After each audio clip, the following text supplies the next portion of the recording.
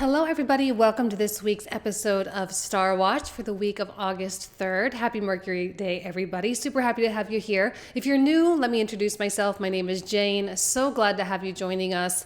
And let's not waste any time. Let's just jump right into this. I'm so excited for the upcoming months, all right? I feel like things really started finally progressing for 2022 last month in Cancer season, and Leo season has been that chance for us to really step up to the plate. Now, there's a lot of resistance still, okay? There's still this Saturn over here in Aquarius. Yes, we've still got a lot of Taurus energy, so the resistance is real.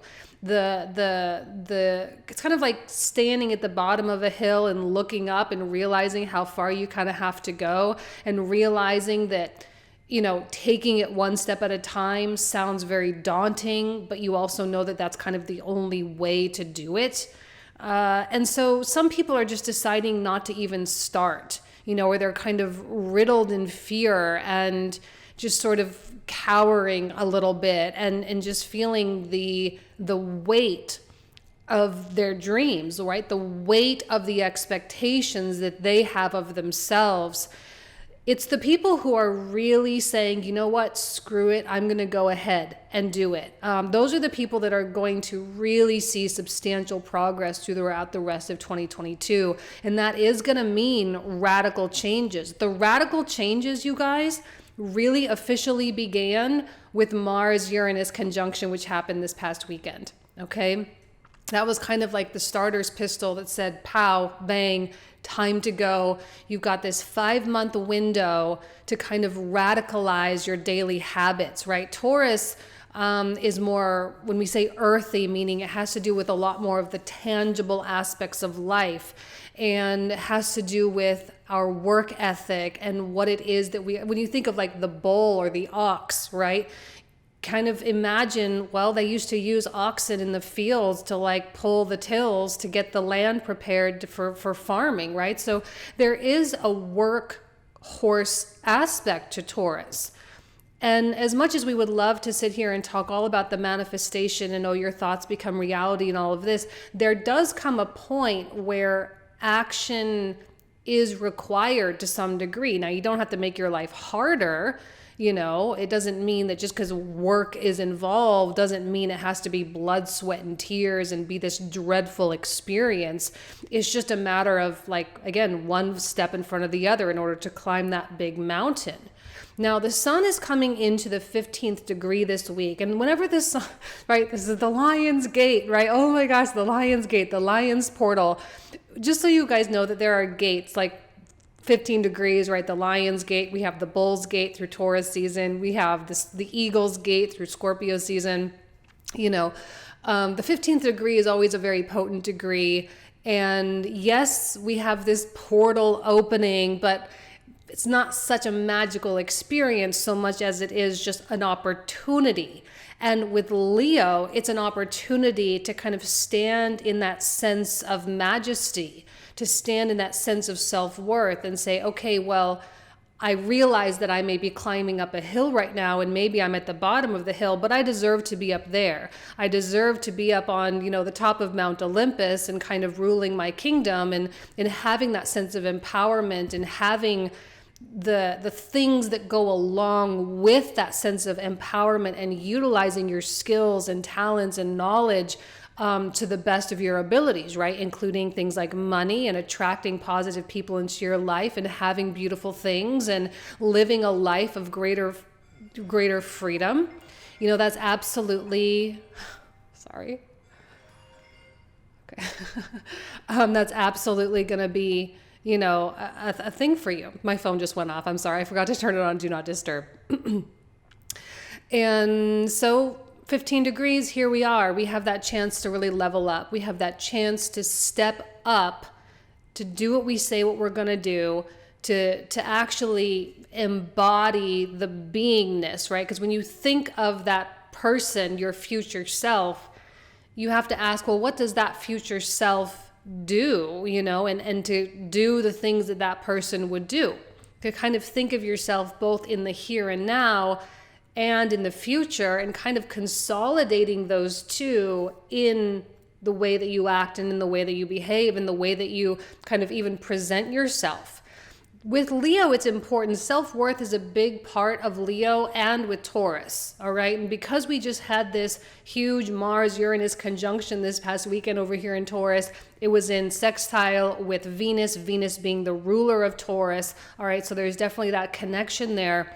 Self-worth was a huge part of it. And the people who look up at that hill and they say, oh, you know, I'm feeling this dread or this heaviness in terms of, you know, what needs to be accomplished in order to get me up to the top. You know, if you're kind of cowering away from that, it's probably because there's something going on psychologically, emotionally, spiritually from your past that says it's not worth it. And if it is not worth it, then maybe you are not worth it. And that just kind of makes you feel worse and worse and worse. So the people who are gun shy right now are the people. Now, you may not have a clear or solid direction with things, and that is okay. Like, just because you are craving change, it doesn't mean that you exactly know what needs to happen. If you're in that situation where you say something needs to change, something needs to evolve, or I'm not satisfied with this particular situation in my life, if that's where you're at, then, but you don't really quite know exactly where to go or how to get out of it, is about opening yourself up to the chances, opening yourself up to the opportunities that the sun coming through the 15th degree of Leo will present to you, and saying, well, maybe it is time to try something different, right? Uranus is involved. Let's try something different. Let's try a different kind of path. Let's try a different kind of attitude. Let's try a different set of people. Let's try different things, because if we don't, then we're just going to be completely in the same place as we have always been. And for me, that's just not why I'm here. I'm not here on this planet, in this life, in this world to just stay in the same spot. I want to evolve. I want to grow. I want to expand. And it's not even because you're necessarily dissatisfied with something per se, although you might be, but it's not even necessarily about dissatisfaction so much as it is about experiencing the greater aspects of life. And so with the sun coming through too, now we're building up to a full moon in Aquarius. Now we will talk more about this full moon in Aquarius next month, but let's next week, I'm sorry. Let's talk a little bit about this series of moons that we're in right now. So last month, July 13th, and I've been harping on that astrology reading that I did because we talked ad nauseum about that moon conjunct Pluto and how that was, and also the sun was over here in Cancer conjunct Mercury. So this was a point of no return that I kept saying. It's a point of no return. It's a point of no return. Like, this is that moment in time when you look and say, I can never, ever go back. Like, this path must end and a new path must begin. But just because you come to that conclusion does not mean that everything comes to a screeching halt. But we have a succession of 3 moons. Now, this moon in Aquarius is actually going to be conjunct Saturn. And then the moon in Pisces during Virgo season is going to be, it's not technically like full conjunct. Neptune will be at 24 degrees at that point, and I think the moon is at 17 degrees. So it's like a 7-degree difference, but it's still very, very close to Neptune. And every week I've been reiterating, like every time the moon comes across these 3 big planets, every single month, we have this opportunity to close things out. We know that we are in this massive period of turnover. I think we can all feel it. There's this transitionary energy. The past does not feel secure anymore, and the future has yet to be secured. And so we're just kind of in this hanging out in the middle kind of phase. But the moon is ensuring that the emotional connection and the emotional safety that you felt with your past is starting to come to a close, where the past may start to feel more like a liability than security, the way it used to. It's not to say that it never was secure. It's just that things expire. And there is an aspect of your life somewhere, some department, some issue, some circumstance that is expiring. So these big 3 full moons, starting with last month and then coming up here on the 11th in Aquarius, and then, in September with the full moon over in Pisces, 3 big full moons against 3 massive planets that have a lot to do with endings. And Neptune is big with endings, and he's weird with endings. It's kind of like we have this big, powerful, destructive force of Pluto that's very clear. Like, we know destruction when we see it. And then we have Saturn, which is really all about severance, where things just kind of come out and get severed, and you kind of cut ties and boom, that's it, it's over. But then Neptune like dissolves things. So it can be really confusing and really strange and really uncomfortable sometimes when Neptune is involved. And so the ending associated with Neptune is probably gonna like make things feel a little open-ended. And some people may say, oh, well, I really need closure. You don't need closure. It's done and gone. You don't need any kind of finality with anybody else. All right. These 3 moons in succession like this, they're just doing their job. And I don't think that anyone can really escape that, because emotionally we're just moving on. And with this sun coming through this portal right now, 15 degrees of Leo, there is absolutely this indication of like, this is my chance. This is my chance. And it started with this, the revolutionizing or the radicalizing of your path. And it's, a lot of people are getting hit in an area where they have felt like really stable. Something's been stable, something's been predictable, something has been, reliable. And now all of a sudden, it's not that it's not still reliable. It's just kind of like, you're like, well, maybe I'm okay with the lack of stability and the lack of reliability. Maybe I'm looking for something a little bit more risky, because maybe the risky thing is ultimately going to have the greatest payout and the most fun and the most potential, and it's more adventurous. Right? Now Venus this week is also going to be coming into this opposition with Pluto as well. So when it comes to relationships and when it comes to your finances, again, think back to what was going on for you at the beginning of the year. Now, I have been harping on how hard that Venus retrograde up against Pluto in Capricorn was for me.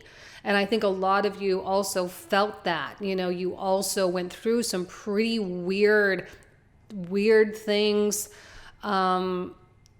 If you had a shaky relationship, maybe it ended, or maybe it's about to end, or maybe you're able to transform and really rise to the occasion and you reconcile.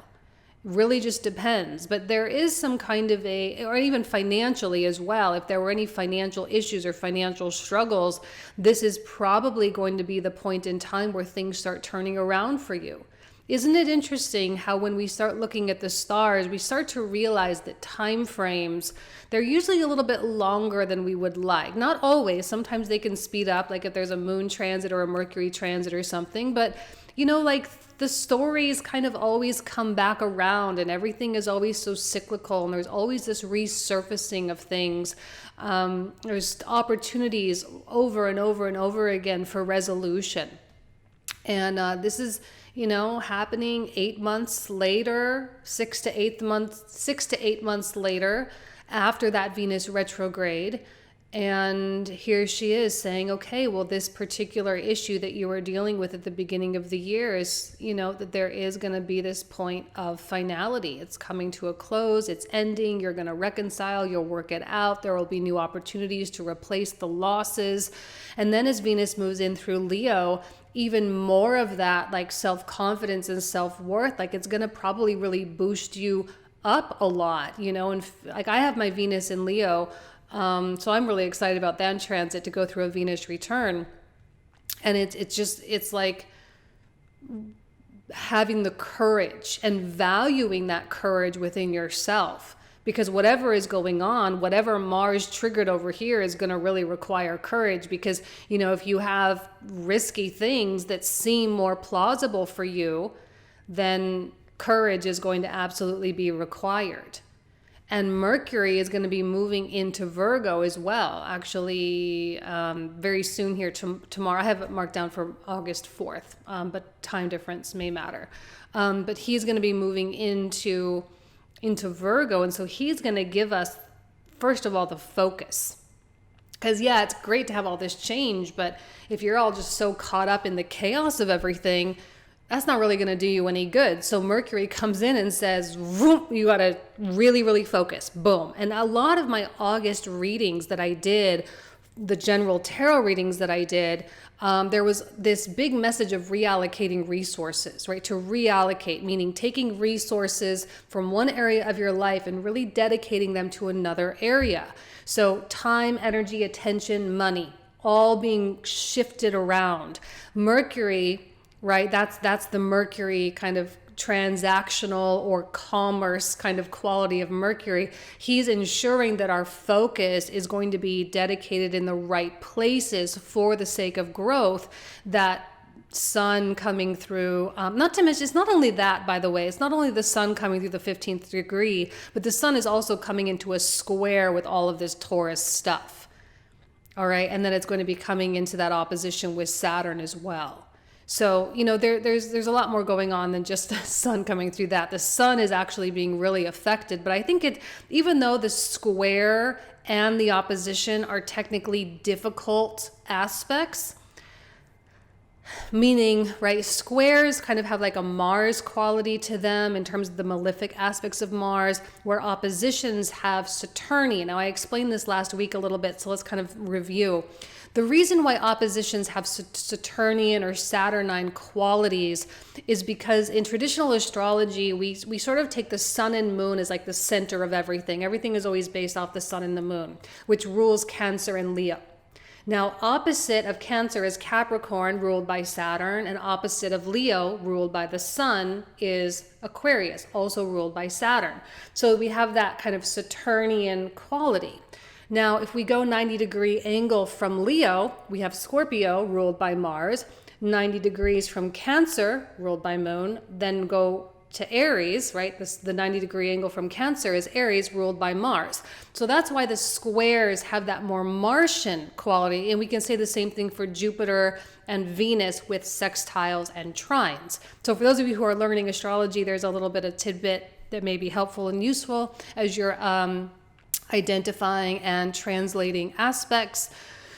But even though we have Mars and Saturn qualities with the square in opposition, I actually think it makes the sun more determined.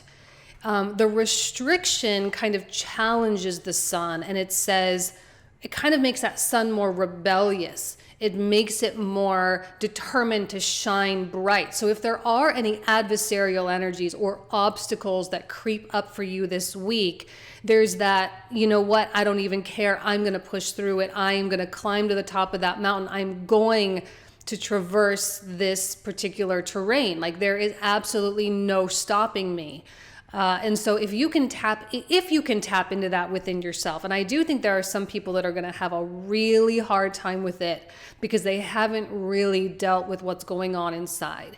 If you haven't really dealt with the crap, right? Like the disbelief in yourself and the lack of self-value and the unwillingness to try, right? Like if you're dealing with that kind of stuff still, this could be a really uncomfortable period of time because it's going to be mirrored back to you in terms of your lack of courage. And that's not a comfortable place to be. And a lot of people could be getting really defensive and projecting a lot of stuff. There could be a lot of negativity when you go and put yourself out there. Please do not think that you receiving negativity for what you do is in any way an actual reflection of what value you're really putting out in the world, because it absolutely 100% is not. The negativity that you are receiving is because you are reflecting back to people their own unwillingness to truly shine and show up in the best way that they know how. And if actually, honestly, if you receive negative feedback for something that you're doing, I would take it as a good thing, as a sign that your light is shining brighter than ever. Honestly, I know that sounds cheesy. I know that sounds a little bit ridiculous, but if that helps you in some way deal with stuff, all the better, okay? Because you're shining so bright that you are reflecting back to people their own unwillingness to shine in their true divine right. They are denying their divinity. They are denying their power. And they know they're doing it in their soul. And there's a little self-resentment. All right, but you have to keep going. This Mars in Virgo, that's my Energizer bunny. Always going. And it depends on where, obviously, Virgo is in your chart. But, Virgo right now is going to be focused on all, like, the accomplishment. It's going to be focused on getting it done. And it's going to be focused on being the best.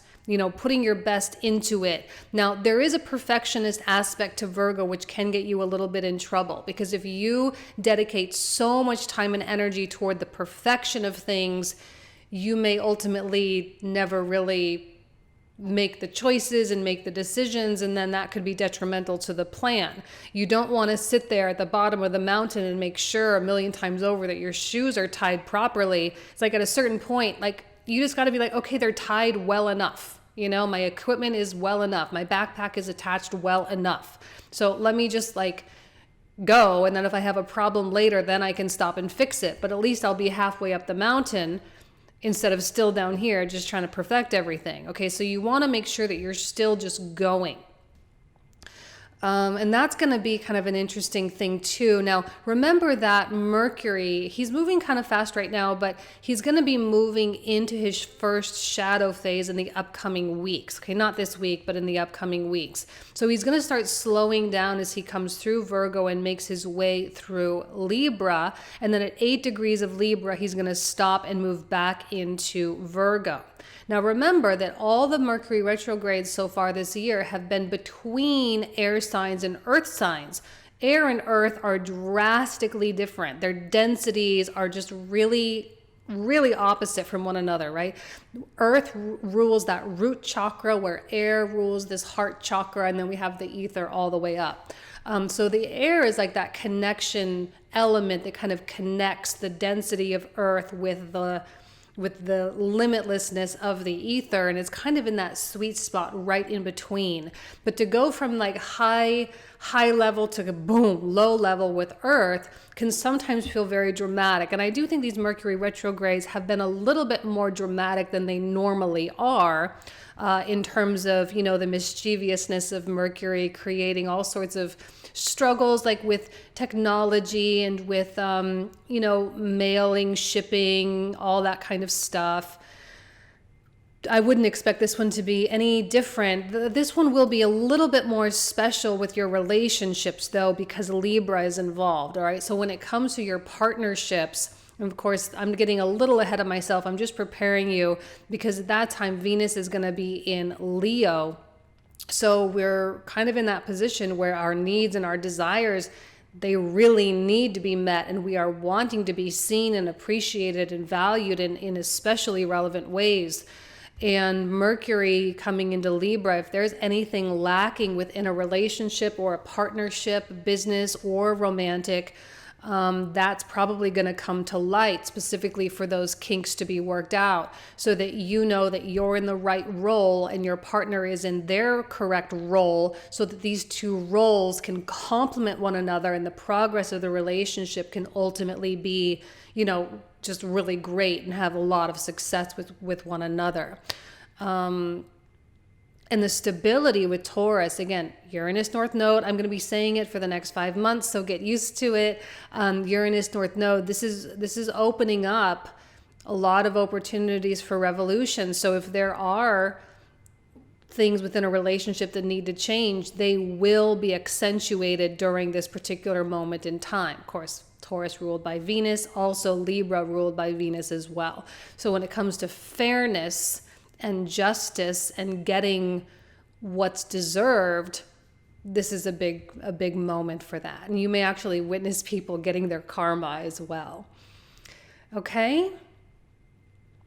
I think that's enough for today. Hopefully this gave you a little bit of insight in terms of what's going on. You guys know I love you. I hope you have an amazing week, and I'll talk to you soon. Take care.